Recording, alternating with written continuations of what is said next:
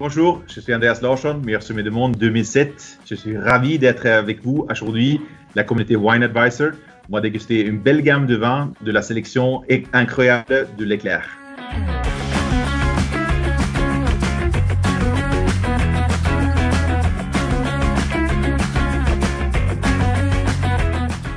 Bonsoir à tout le monde, un plaisir d'être là avec vous. Et voilà, on va s'amuser, on va déguster quelques vins, quelques coups de cœur ici de sélection des incroyables de l'Éclair.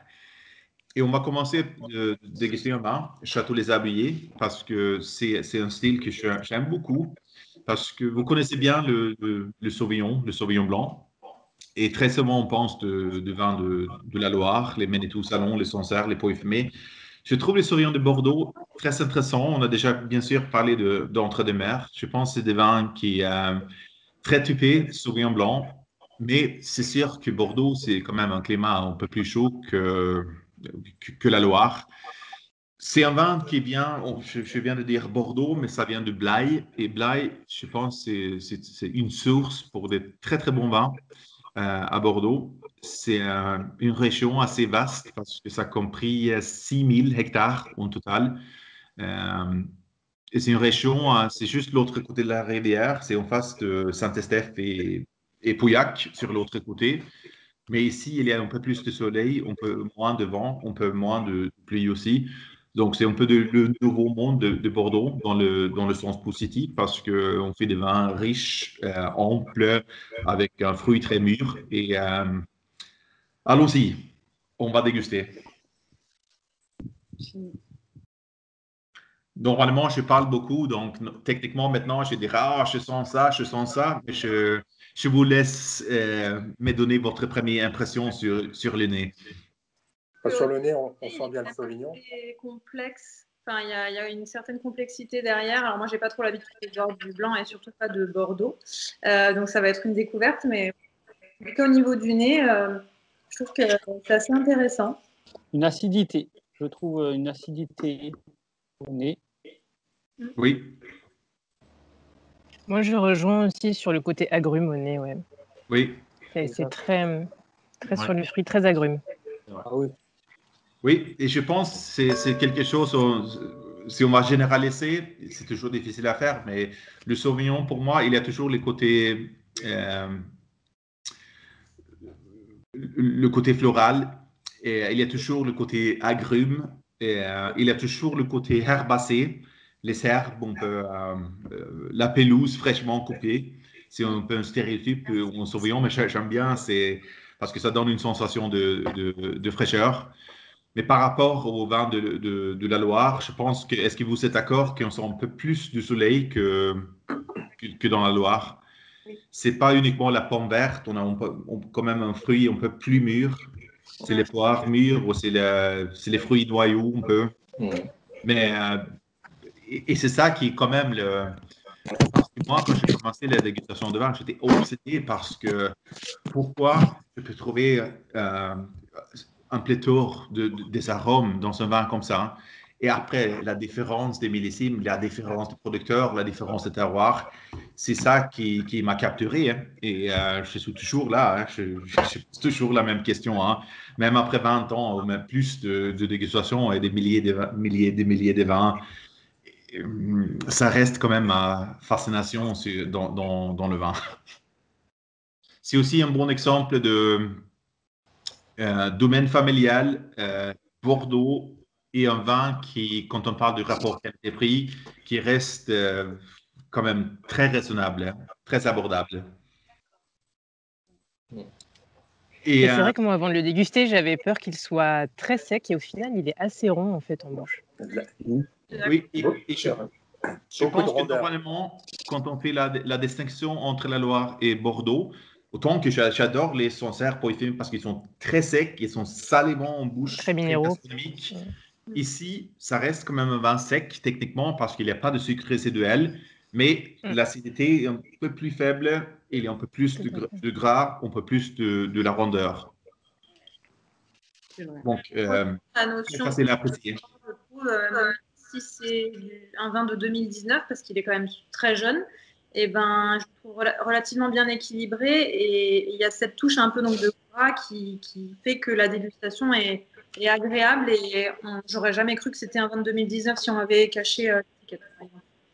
Pour moi, c'est un vin à boire jeune. Vous pouvez les garder à.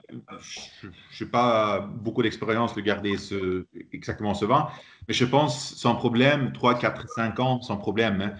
Il va gagner un peu plus de rondeur et un peu plus en complexité. Bien sûr, le thème, c'était de parler un peu de rapport qualité-prix. Maintenant, c'est à vous de deviner combien il faut payer pour cette bouteille. 6,99 €. 6,99 €. Moi, je dirais 6 euros. 6 euros. 7, 8 euros, entre 6 et 8. Oui. Entre 6 et 8. Ouais, c'était ça, vers 6 euros. Jusqu'à 8, ouais. C'est bonne. C'est un vin bio, donc moi je dirais Ouais. 5 euros. C'est peut-être 5 euros, hein, Romain. Oui, le vin bio, ça peut faire. Ouais, moi je dirais dans les 7-8 euros aussi. Après, il y a un joli travail sur l'étiquette aussi, parce que j'aime bien, moi, regarder aussi les vins par rapport à leurs étiquettes. Et il y a une impression là, du château d'Aubier, il y a une belle couleur sur l'image. Voilà, ça peut aussi faire jouer le prix du vin. C'est toujours quelque chose qui est très, très difficile, hein, parce que parfois, la différence entre 500 € ou 20 €, c'est pas évident. C'est toujours une question de la région, la demande, la notoriété de vin et tout. Mais ici, c'est sûr que c'est pas un vin cher. C'est un rapport qualité-prix qui est exceptionnel. Vous êtes assez fort. Et malheureusement, je dois avouer que personne n'a trouvé le prix. C'est 4,90 €. Ah ouais. Ah ouais. Pas mal du tout. Ouais. Et je trouve, oui, bien sûr, je prends Très une bon caisse. rapport, ouais. On va continuer dans le sud, dans le Languedoc. Le prochain vin, c'est Col de l'Estrade, Saint-Chenéan. Donc, on est à Languedoc-Roussillon. La cave de Roquebrun, Saint-Chenéan, c'est une cave qui je suis depuis 10 ans maintenant. J'ai dégusté beaucoup à l'aveugle. Quelque chose que j'aime faire pour, voilà, pour juger la qualité, hein, sans savoir exactement l'étiquette, la notoriété du vin. Pour moi, c'est un vin qui résume un peu les qualités qu'on trouve dans le Languedoc-Roussillon avec son fruit mûr, mais toujours avec le côté gourmand et chuteux et beaucoup de caractère. Et c'est un vin qui est, bien sûr, pour les incroyables l'éclair, on a suivi depuis des années et c'est toujours une très belle découverte. Col de l'Estrade, alors? Au nez, moi, je le trouve très épicé. Oui. C'est vrai. J'ai pas encore goûté, hein. C'est pour ça que je laisse dans le verre. Il est très agréable au nez, mais Il est très agréable. ouais, assez sur l'alcool en goût. C'est toujours un cépage qui est poivré et épicé, hein. Pour moi, c'est le poivre noir. C'est un peu de clou de girofle, une touche de cannelle. Et C'est vrai. Ouais, c'est vrai. Il faut attendre qu'il s'aère quand même le vin, je trouve. Là, Exactement. il est meilleur là maintenant, je trouve. Exactement. C'est agréable. Il a vraiment deux nez en fait. Le premier nez, il n'est pas très expressif. Moi, j'ai quand même senti un peu l'alcool au début. Et maintenant, il est meilleur. Et après, quand on l'aère légèrement, il s'exprime davantage. Et ouais, c'est un vin qui est assez léger, qui est intéressant. Après, je ne le mettrai pas sur forcément des viandes. Après, moi, je suis du Languedoc, donc du coup, j'aime bien les vins qui sont un peu tanniques, etc. Là, on n'est pas du tout là-dessus. C'est vraiment tannique, c'est très léger. Donc, en apéritif, ça passerait, c'est intéressant. Et normalement, quand on parle des accords vins, on parle de Saint-Jacques, homard, turbo, truffe, machin. Autant que j'adore ça aussi, hein. Pour moi, l'accord idéal avec ce vin, le côté gourmand, généreux, c'est un bon burger. Ouais. Parce que c'est considéré la malbouffe parfois au fast-food. Et la bonne viande, quelques tranches de vieux comté, de joli bacon, du brioche. Oh là là, j'adore les grands vins avec un bon burger. Et celui-ci avec une Moi, j'ai une question. C'est une bonne idée à essayer. Moi, je ferais très bien ça avec un plateau de charcuterie. Et ben, Oui. ouais, oui, c'est vrai, c'est épicé, donc ça peut aller avec. Oui, mais les charcuteries, hein, ça sent la charcuterie. Donc, je suis tout à fait d'accord là. Un bon Et, pâté de campagne. Et moi, ce que j'ai apprécié avec ce vin, c'est aussi, il y a un fruit très mûr, mais la vinification, c'est très souple. Ici, c'est une extraction qui est très douce, donc il n'y a pas trop de tannin. Il y a le côté fluide, chuteux, euh, sans manquer quand même la Bien, structure. chignon. Oui, c'est un vin qui est plutôt facile à boire pour ceux qui ne connaissent pas du tout. Voilà, du plus débutant au plus averti, je pense que ça peut plaire, effectivement. Et le prix alors? 7,50 €. 7,50 €? Non, moi, je mettrais 5 euros. 6. 7 euros. 50. 6, 7. Pour un vin à 8 euros. À 2018, il faut dire, ouais. Et peut-être Ah oui. Il a une médaille d'or en plus. Il y a une médaille, ouais. une médaille, alors on va dire 7, ouais. Allez, voilà, je rajoute 1 euro pour la médaille. 50, je dirais. Moi, je dirais plus autour des 9 euros, mais je ne sais pas. Tout à l'heure, on parlait de la bouteille. Celle-là, elle est vraiment jolie et vraiment un effort sur l'étiquette. Ouais, Bah, là, Le village. C'est une dessiné. bouteille gravée, donc C'est pas. Ouais, C'est joli. une bouteille gravée, donc déjà il y a 1 Six, euro de cinq. plus. 7, allez, 7. oui, je pense déjà une bouteille gravée, ça donne quand même une impression d'un prix plus élevé. Hein. Il y a un coût de la bouteille vide supérieur à, Ah oui, par exemple la bouteille de blanc qu'on a Ah oui. avant. Ils ont économisé là-dessus, sur le vin blanc. Oui. Non, je vous donne le prix, c'est 38 euros. Non, Pardon. Non. 5,95 €. Ah, go. Combien Ah, voilà. Combien 10. J'avais dit 5 euros. Voilà, 5 Donc, Ça reste un bon rapport 38 qualité-prix pour moi, je trouve. Hein. Une caisse à 6 plutôt 38. Ah Donc, oui. pardon, je plaisante. Non, c'est pas 38, alors c'est 5,95. Ouais, c'est bien. C'est correct. C'est bien. C'est correct. Ouais, c'est très correct. Hein. J'irai en chercher. Et maintenant, ça sera intéressant parce qu'on va donc comparer le col d'Espade Saint-Chinian avec Château-Courac-Laudin. Donc, on va vers le nord-est. Et Château-Courac, c'est un partenaire de Les Incroyables Leclerc depuis longtemps maintenant. C'est aussi un domaine familial et c'est une famille qui ils sont assez nouveaux dans le vin.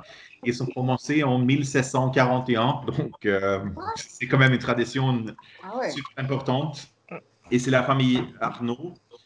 Mais la nouvelle génération, la nouvelle vinification, mission bouteille, tout ça, ça a commencé en 1995, quand ils ont racheté le château Courac. Je trouve toujours ce vin aussi, hein, ça donne... c'est sûr, dans le Côte-Rhône, on peut trouver les vins qui sont dominés par le Grenache. Très souvent, c'est des vins qui donnent un fruit presque compoté, les fruits rouges très mûrs. Ici, ça ressemble plutôt les Côte-Rhône du Nord. Ça ressemble plutôt la Syrah, le fruit noir, poivré, charnu, un peu comme on a trouvé dans le précédent. Pourtant, ici, nous avons une différence parce que Château Courac, il sort toujours les vins plus tard, donc c'est 2017 qui est le millésime actuel, qui est pas mal pour un Côte-Rhône village. Donc on a déjà un peu plus de complexité dans ce vin. Le premier né, à mon avis, c'est pas fermé comme le dernier qui était un peu réduit. Je vous laisse partager votre impression. Bon, on est plus sur les notes poivrées de la Syrah. Oui, beaucoup poivré. Il n'y a pas la garrigue là. Hein. Non, on sent de la puissance. Il y a les épices là. Même au niveau de la couleur, il est beaucoup plus foncé. Je pense qu'il est plus tannique. Ça sent vraiment la cerise, les épices. Ah oui. Hein, c'est fou. Beaucoup. Ouais, l'épice. Framboise aussi, je sais pas, je sens des fruits rouges. Bien prononcé. C'est plus épicé que le précédent. Et c'est intéressant parce que les mêmes cépages, et on n'est pas trop loin quand même entre Côte-Rhône et le Languedoc, mais c'est quand même deux expressions complètement différentes. Ça n'a rien à voir. Pour moi, il n'y a rien à voir. Côte du Rhône, ça fait vraiment le vin rouge classique. Oui. Et après, on n'est pas là pour comparer, pour dire ça c'est mieux, ça c'est mieux. Parce que au niveau qualité, au niveau prix, on n'est pas loin. Mais je trouve quand même que juste, 2017, juste un peu plus d'évolution. Moi, je commence parce qu'on vient de. Bien sûr, on a parlé de. C'est bien sûr poivré, épicé. Ici, pour moi, je trouve un peu plus de réglisse. Mais avec l'évolution, parce que j'ai eu la chance de déguster quelques vieux médecines de ce vin, je trouve la truffe noire. Et ça, dans le vieux vin rouge, c'est quelque chose que j'adore. J'adore la truffe, quoi. C'est sûr que, oui, pour beaucoup de consommateurs, Cotteron, c'est quelque chose qu'on achète, on boit avec la pizza et c'est fini, quoi. Mais ici, c'est une qualité. Et c'est sûr que c'est une famille ils sont dans la vigne tout le temps. Ils parlent uniquement de voilà,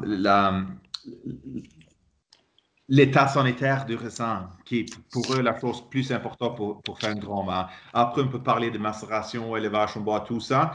Mais pour moi, j'adore cette pureté. Hein. On sent tellement des raisins mûrs, une très belle pureté. Non, puis, il reste quand même une petite astringence. Donc, je pense qu'en laissant vieillir, on devrait avoir quelque chose d'assez exceptionnel. Ouais, je suis d'accord. Il faut le laisser vieillir un peu, celui-là. Ouais, il est très agréable parce qu'il est très rond. Moi, je trouve qu'il est assez intéressant aussi. Pareil, à table, c'est avec voilà, des viandes rouges ou un plat de caractère, quoi. C'est pas non. Oui, bien sûr. Et je pense maintenant, quand on a comparé les deux rouges, ici, je trouve, bien sûr, un peu plus de tanin. Peut-être un peu plus de longueur en bouche. Ouais. Et une belle qualité de tanin, c'est des tanins jeunes, mais c'est des tanins mûrs en même temps. Et je pense que il y a beaucoup qui pensent qu'une appellation relativement modeste, telle de Cotteron, c'est pas un vin de garde, mais je trouve, franchement, ce vin, ça correspond aux appellations quand même plus renommées, telles de Gigondas ou Vaqueiras, ou même certains Châteauneuf-du-Pape, parce qu'ici, nous avons des vieilles vignes, c'est des faibles rendements et une belle concentration. Franchement, je pense ce vin jusqu'au 8 à 10 ans sans problème. Oui, je pense que c'est possible. Il a une belle matière.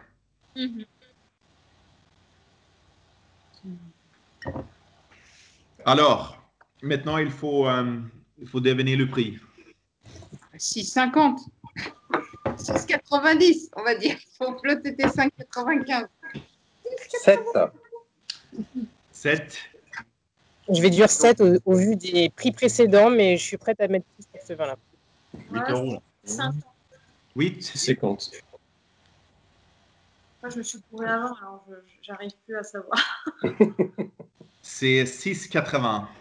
Voilà, moi j'ai eu 6,90, je ne me suis pas trop trompée. Non, mais bon rapport, pas trop loin. Bon rapport qualité-prix. Ah ouais. Est-ce que vous avez d'autres questions ou quelques commentaires, quelque chose à rajouter? Non, quand est-ce qu'on refait la même avec 3 autres vins? Demain, on fait les vins au-dessus de 100 €. Avec plaisir. D'accord.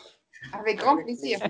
Intéressant. Pour compléter, moi je pourrais dire qu'effectivement, je trouve que les grandes surfaces ont énormément travaillé ce côté vin. Et on parlait de bière tout à l'heure et aussi de bière. Je trouve qu'il y a vraiment un développement de fait au niveau des grandes surfaces pour mettre en avant les producteurs et les vins. Donc il y a des rayons quand même assez impressionnants maintenant en grande surface pour pouvoir toucher beaucoup de monde.